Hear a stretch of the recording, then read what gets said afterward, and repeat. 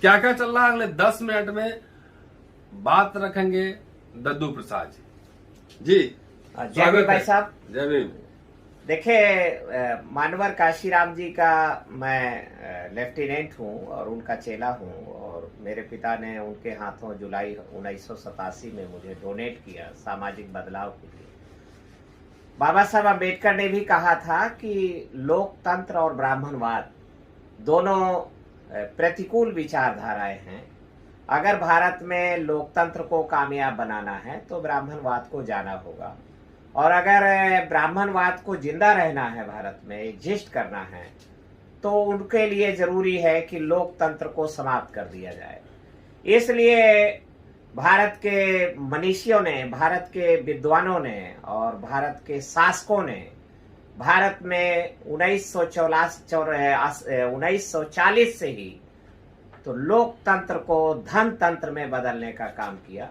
मानवर काशीराम जी ने 1984 के बाद इसको पलट दिया। सर, जो आपका मिशन चल रहा है, मिशन के प्रमुख बिंदु जो है, मैं उसी पर, तो लोकतंत्र को कामयाब बनाने के लिए मानवर काशीराम जी ने जो तरकीबें खोजी, उसी को हम पुनः रिवाइव करने की कोशिश में लगे हैं।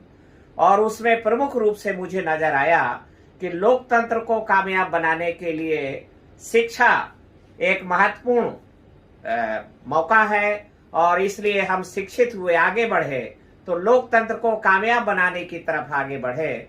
तो इस देश में जिन लोगों को लोकतंत्र से नुकसान है, जिनकी आबादी कम है इस देश में, मात्र 4% है, और वो भारत के शासन प्रणाली के, भारत की समाज व्यवस्था के नियंत्रक और संचालक हैं, इसलिए उनके लिए जरूरी है कि लोकतंत्र को नाकामयाब बनाया जाए।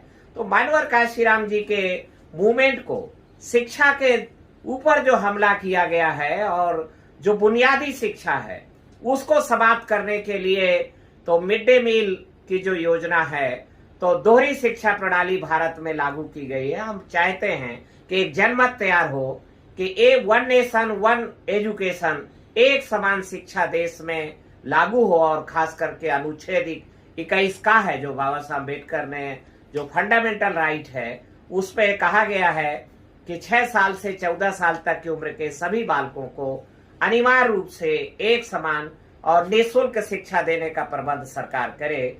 तो हम एक जनमत तैयार करने की कोशिश में लगे हैं, वन नेशन वन एजुकेशन के प्रति। साथ ही साथ मानवर काशीराम जी के जो विचार, तो जो धनतंत्र देश में चल रहा है, तो उसको हम लोगों ने जनतंत्र के रूप में कामयाब हो, तो निर्धन लोग अपने पैरों पर खड़े होकर के, छोटे छोटे साधनों का इस्तेमाल करके, और लोकतंत्र को कामयाब बनाने की दिशा में आगे बढ़ें, अपने पैरों पर खड़े होकर के। और वोट के साथ नोट मांगो अभियान, जो कि आज पूरा पलट चुका है। मानवर काशीराम जी ने जो बदलाव की लहर चलाई थी, वो धनतंत्र को कुचल दिया और लोकतंत्र को कामयाब बनाया, निर्धनों का लोकतंत्र।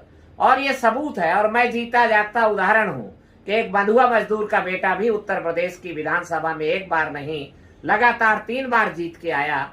तो हम इसी मूवमेंट को, इसी मुहिम को रिवाइव करने की कोशिश में जगह जगह पर, गांव लेवल पर संगोष्ठियां, अभी हम लखनऊ और दिल्ली लेवल पर भी एक बड़े बड़े सिंपोजियम करने के कोशिश में हैं, और जुलाई के महीने में आपको ये देखने को मिलेगा। तो हम मानवर काशीराम जी की मूवमेंट को रिवाइव करने पर मेरा जोर है। वाह, तो ये मूवमेंट रिवाइव इलेक्शन लड़ने से ज्यादा गैर राजनीतिक जड़ें जब मजबूत होंगी, तभी हम राजनीति को कामयाब बना सकेंगे, ऐसा मेरा दृढ़ता के साथ मानना है। अब चुनाव लड़ने के चक्कर में नहीं है, नहीं, चुनाव के जब मौका आएगा चुनाव लड़ा जाएगा। पर चुनाव तो मैं अपने हिस्से का लड़ ही चुका हूँ। हाँ। 4 बार लड़ा हूँ, 3 बार जीता हूँ, कैबिनेट मिनिस्टर रह चुका हूँ। मेरी कोशिश है कि न्यू कमर को हम भारत की एक चरित्रवान, सीलवान लीडरशिप के लिए तैयार कर सकें।